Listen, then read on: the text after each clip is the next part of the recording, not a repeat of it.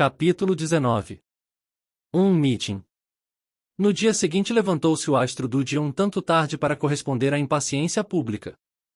Para desempenhar o papel de sol na iluminação de semelhante festa, acharam-no um tanto preguiçoso. Por vontade de Barbicane, que receava das perguntas indiscretas a Miguel Ardan, teria o auditório sido reduzido a um pequeno número de adeptos, os colegas, por exemplo. Mas isso era mais fácil por um dique à corrente do Niágara. Por consequência teve de renunciar ao que projetara, e de consentir que o amigo de recente data corresse todos os riscos de uma conferência pública. Apesar das suas dimensões colossais, julgou-se ainda insuficiente para a realização de tal cerimônia a nova sala da Bolsa de Tampatal, porque a reunião projetada assumirá proporções de verdadeiro meeting. O lugar escolhido foi uma vasta planície situada fora da cidade, e em poucas horas conseguiram abrigá-la dos raios solares. Todos os arranjos necessários para a construção de uma barraca colossal foram ministrados pelos navios surtos no porto, abundantes em velame, cordame, mastros e vergas de sobressalente. Dentro em pouco estendia-se por sobre a planície calcinada, a defendê-la contra as ardências do dia, um imenso céu de pano debaixo do qual 300.000 pessoas acharam abrigo para poderem aguentar impunemente por espaço de muitas horas, enquanto esperavam pelo francês, uma temperatura de abafar. De toda aquela turba de espectadores só a primeira terça parte era dado ver e ouvir, a segunda mal via e nem palavra ouvia, quanto à terceira, essa nada via, e ainda menos ouvia. E nem por isso foi a menos pronta a prodigalizar aplausos. Às 3 horas, realizou-se a aparição de Miguel Ardan, em companhia dos sócios principais do Gun Club. Dava Miguel o braço direito ao presidente Barbicane e o braço esquerdo a J. T. Maston, mais radiante quase tão rutilante como o sol ao meio-dia. Ardan subiu a um estrado, de cima do qual se lhe estendia a vista por sobre aquele oceano de chapéus. Não se percebia nele o menor sinal de acanhamento, nem de impostura, estava ali como quem está em sua casa, alegre, familiar e amável, depois de responder com uma graciosa inclinação de cabeça aos urras com que o acolheram, e de reclamar com um gesto de mão silêncio, tomou a palavra em inglês, exprimindo-se, com extrema correção de linguagem, nos seguintes termos.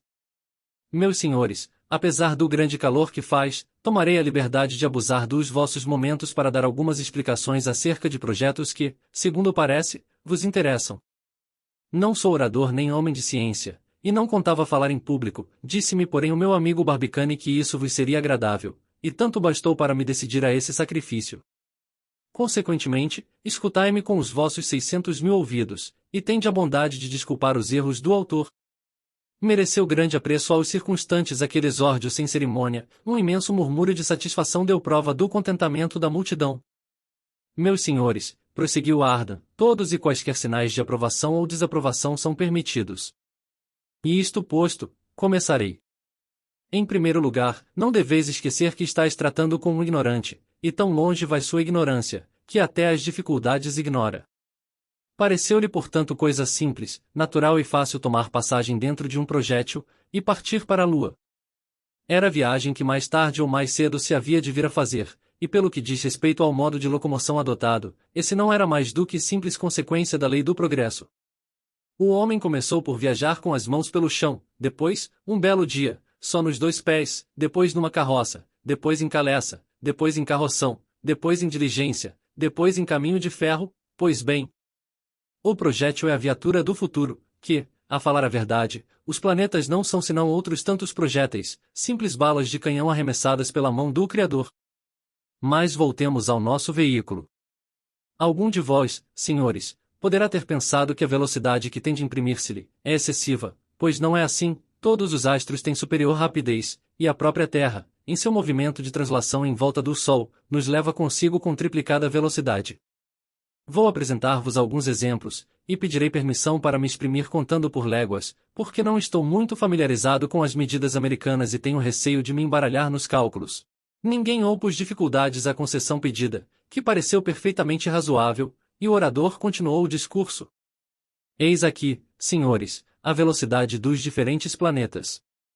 Apesar da minha ignorância, força é confessá-lo, conheço com muita exatidão estas miudezas astronômicas. Mas em menos de 2 minutos estareis a esse respeito tão instruídos como eu.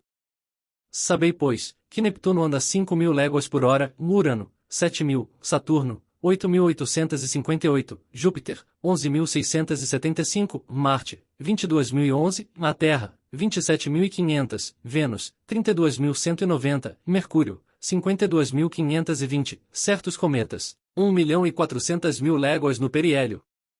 Nós cá, verdadeiros passeantes, gente de poucas posses, não havemos de ir além de 9.900 léguas de velocidade, e mais a de esta ir sempre diminuindo. Perguntarei eu agora, se há aqui motivo para pasmar, e se todas estas velocidades não hão de ser um dia excedidas por outras ainda maiores, de que provavelmente serão agentes mecânicos à luz ou à eletricidade? Ninguém pareceu pôr em dúvida a asserção de Miguel Ardan. Caros auditores, prosseguiu este, se formos a dar crédito a uns certos espíritos acanhados, e é exatamente esta qualificação que melhor lhes cabe, está a humanidade encerrada num círculo de popilhus, que além do qual não pode dar passo, e condenada a vegetar no globo terráqueo sem esperança sequer de poder abrir voo para os espaços planetários. Pois não é assim. Agora vamos à Lua, e ainda havemos de ir aos planetas, ainda havemos de ir às estrelas, como se vai hoje de Liverpool a Nova York, com facilidade, rapidez e segurança. Em breve serão atravessados o oceano atmosférico, bem como os oceanos da Lua. A distância é apenas um termo de relação, e havemos de chegar afinal a reduzi-la a zero. A Assembleia, apesar de muito elevada pelo herói francês, ficou um tanto atônita com aquela teoria audaciosa. Miguel Ardan pareceu percebê-lo, e prosseguiu com um amável sorriso. Parece-me que não estáis lá muito convencidos, estimáveis hóspedes. Pois bem. Discutamos um pouco. Sabeis quanto tempo seria necessário a um comboio expresso para chegar à Lua? 300 dias. Nada mais. O trajeto é de 86.410 léguas, mas isso que é? Não chega a ser 9 vezes um circuito em volta da Terra, não há marinheiro ou viajante digno desse nome que não tenha andado mais do que isso no decurso da vida. Pensai, pois, que eu não hei de gastar mais de 97 horas no caminho. Ah! Estais imaginando que a Lua está a grande distância da Terra, e que não seria mal refletir antes de tentar a aventura. Que diríeis então se tratasse de ir a Neptuno que gravita a 1.147.000 léguas do Sol? Isso é que é viagem que poucos poderiam intentar, ainda que mais não custasse que a 5 soldos por quilômetro. Nem o barão de Rothschild com os seus 1.000 milhões tinha com que pagar seu lugar, faltavam-lhe ainda 147 milhões para não ficar no caminho. Esta maneira de argumentar pareceu ser muito do agrado da Assembleia. Miguel Ardan, por sua parte, bem possuído como estava do assunto, deixava-se arrastar ao sabor da argumentação com soberbo entusiasmo, percebera que era ouvido com avidez, e prosseguiu portanto com admirável confiança, pois bem, amigos, ainda esta distância de Neptuno ao Sol não é nada, se a compararmos com a das estrelas. Efetivamente para avaliar o afastamento de tais astros é necessário lançar mão de uma classe de números deslumbrantes, o menor dos quais tem 9 algarismos, tomar enfim por unidade o milhar de milhões. Peço-vos perdão de me mostrar tão sabido no assunto, mas é por ser de um interesse palpitante. Ouvi e julgai. Alfa do Centauro está a 8 bilhões de léguas, Vega a 50 bilhões, Sirius a 50 bilhões, Arcturus a 52 bilhões, a Polar a 117 bilhões de léguas, a Cabra a 170 bilhões, as outras estrelas a milhares de bilhões e de trilhões de léguas. E ainda haverá quem fale na distância que Medeia entre o Sol e os planetas. E haverá ainda quem sustente que existe tal distância. Erro, falsidade. Aberração dos sentidos. Quereis saber o que eu penso acerca desse mundo que começa no astro radiante e acaba em Neptuno? Quereis conhecer a minha teoria? É muito simples. Para mim o mundo solar é um corpo sólido, homogêneo, os planetas que o formam, apertam-se, tocam-se, aderem, e o espaço que entre eles existe é como o espaço que medeia sempre entre as moléculas do mais compacto metal, seja prata, seja ferro, ouro ou platina. Julgo portanto ter direito para afirmar, e repito com convicção, que há de comunicar-se a vós todos, na distância é uma palavra vã, a distância nem sequer existe. Bem dito. Bravo. Urra! Gritou una você a assembleia eletrizada pelo gesto, pela acentuação do orador e pelo ousado das concessões. Não, exclamou J. T. Maston ainda mais energicamente que os outros. A distância não existe. E, arrastado pela violência dos movimentos, pelo impulso do próprio corpo que mal podia dominar, ia caindo do alto do estrado no chão. Conseguiu, todavia, retomar a posição de equilíbrio, e livrar-se de uma queda que lhe havia de provar brutalmente que a distância não era palavra de todo vã. Em seguida prosseguiu no seu discurso o atraente orador. Amigos, disse Miguel Ardan, cuido que tal problema deve já agora ter-se como resolvido. Se não logrei convencer-vos a todos, foi de certo porque fui tímido nas demonstrações, fraco na argumentação, e a culpa é da minha insuficiência de estudos teóricos. Seja lá como for, repito, a distância da Terra ao seu satélite é realmente pouco importante e indigna de preocupar qualquer espírito grave. Creio que não será ir muito além da verdade afirmar que em breve se hão de vir a estabelecer trens de projéteis, nos quais poderá fazer-se com toda a comodidade a viagem da Terra à Lua. Nestes é que não haverá que recear, nem choques, nem abalos, nem descarrilamentos, e chegar-se-á ao termo da viagem, sem cansaço em linha reta, a voo de abelha, para falar na linguagem dos caçadores cada América. Daqui a 20 anos, de certo já metade da Terra tem ido visitar a Lua. Urra! Urra! Por Miguel Ardan, clamaram os circunstantes ainda os menos convencidos. Urra por Barbicane! Respondeu modestamente o orador. Aquele ato de gratidão para com o promotor da empresa foi recebido pelos espectadores com aplausos unânimes. Agora, amigos, prosseguiu Miguel Ardan, se alguém tem qualquer pergunta a fazer-me, por certo que embaraçará um pobre homem como eu, entretanto farei todos os esforços para responder. Até aquele momento não tivera o presidente do Gun Club senão motivos de satisfação pela direção que a discussão tomava. Versando esta sobre teorias especulativas, Miguel Ardan, levado pela sua viva imaginação, mostrava-se extremamente brilhante. Por consequência, o que a Barbicane parecia necessário, era por impedimento a que se desviasse para questões práticas, de que por certo Ardan se havia de sair menos airoso. Barbicane apressou-se portanto a tomar a palavra, para perguntar ao amigo de recente data qual era o seu modo de ver em respeito a habitantes da Lua e dos planetas. É um grande problema esse que me propões para resolver, meu digno presidente, respondeu o orador sorrindo. Todavia, se me não engano, homens de grande inteligência, tais como Plutarco, Swedenborg, Bernardin de Saint-Pierre e muitos outros pronunciaram-se pela afirmativa.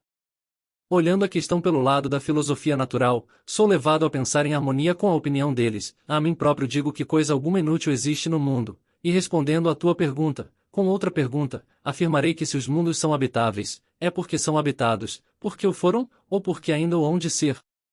Muito bem! Clamaram as primeiras linhas de espectadores, cuja opinião tinha força de lei para com as últimas.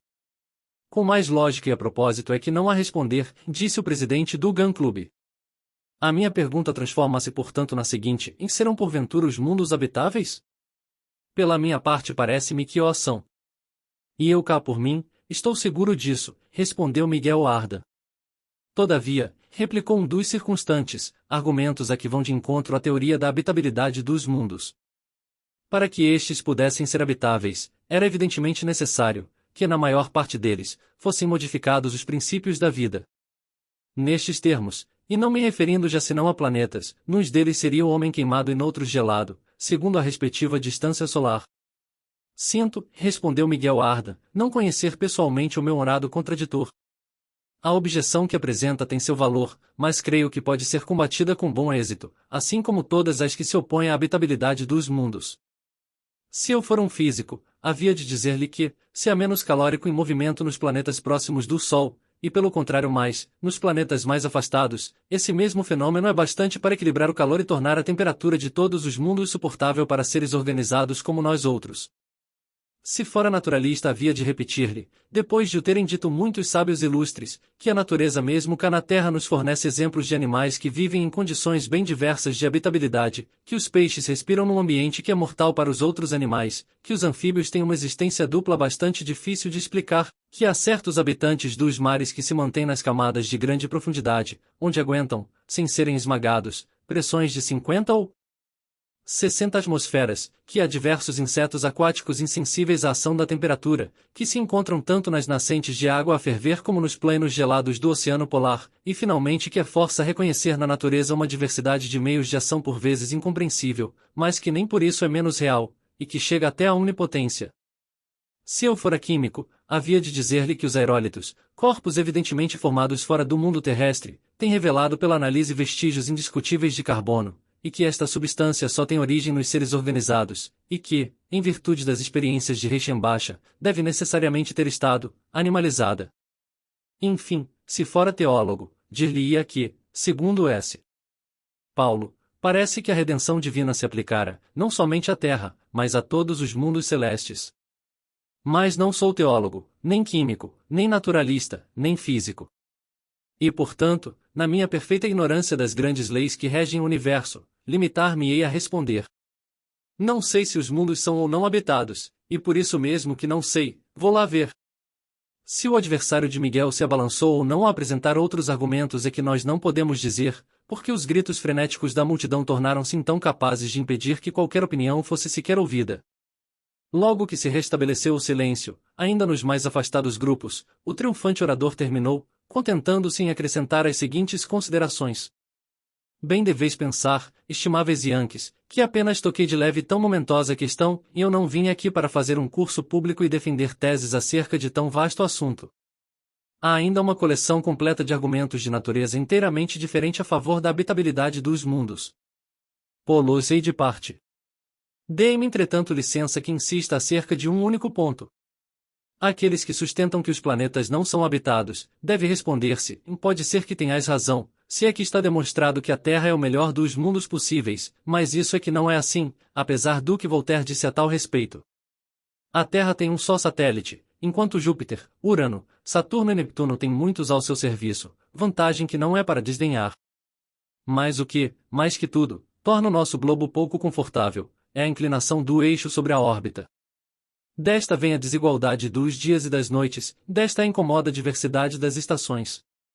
No nosso desgraçado esferoide faz sempre frio ou calor demasiado, gela-se por cá no inverno, e arde-se no estio, é o planeta dos defluxos, dos corizas e das constipações, enquanto na superfície de Júpiter, por exemplo, cujo eixo tem pequena inclinação, os habitantes, se é que existem, podem gozar temperaturas invariáveis, ali há uma zona das primaveras, uma zona dos estios, uma zona dos outonos e uma zona de invernos perpétuos, cada habitante de Júpiter pode escolher o clima que mais lhe convier, e pôr-se para toda a vida ao abrigo das variações de temperatura.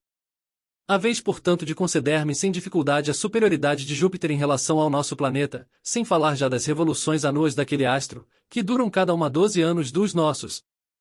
Ainda mais, é para mim evidente, que com tais auspícios e em tão maravilhosas condições de existência, os habitantes desse mundo afortunado são entes superiores, que ali os sábios são mais sábios, os artistas mais artistas, os maus piores, e os bons melhores.